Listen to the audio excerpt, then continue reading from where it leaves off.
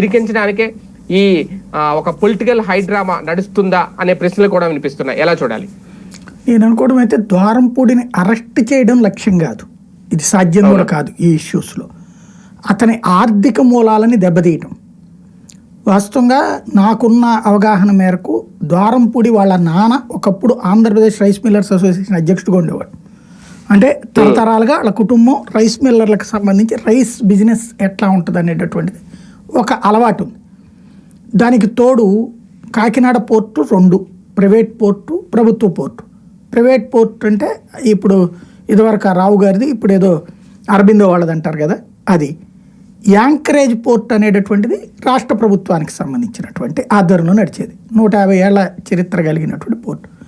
ఈ బియ్యం ఎక్కడి నుంచి వెళ్ళింది అంటే యాంకరేజ్ పోర్ట్ నుంచి వెళ్ళింది. ఇప్పుడు అంటే ఇక్కడ పాయింట్ ఏంటి అంటే ఈ యాంకరేజ్ పోర్ట్ మీద ఎవరు ప్రభుత్వం ఉంటే వాళ్ళ పట్టు ఉంటుంది, సింపుల్ లాజిక్. ఇక్కడ కనబడుతున్నది ఏంటంటే ఆర్థికంగా అంటే జనసేన వాళ్ళకి విపరీతమైన ఆగ్రహం ఉంది ద్వారంపూడి మీద. పవన్ కళ్యాణ్ని వ్యక్తిగతంగా టార్గెట్ చేశాడు, కుటుంబాన్ని బూతులు తిట్టాడు అన్నటువంటిది కోపం ఉంది.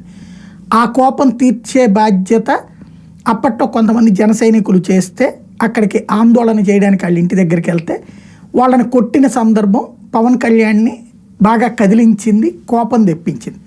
అప్పుడే అతన్ని అంతం చేస్తానని, అతని అహంకారాన్ని అంతం చేస్తానని ప్రతిజ్ఞ చేయడం జరిగింది.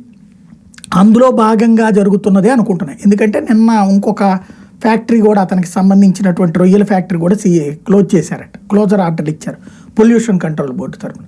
ఈ 2 కూడా పొల్యూషన్ కంట్రోల్ బోర్డు అంటే పవన్ కళ్యాణ్ ఆధ్వర్యంలోనే ఉంటుంది కాబట్టి 2 వీటిని క్లోజ్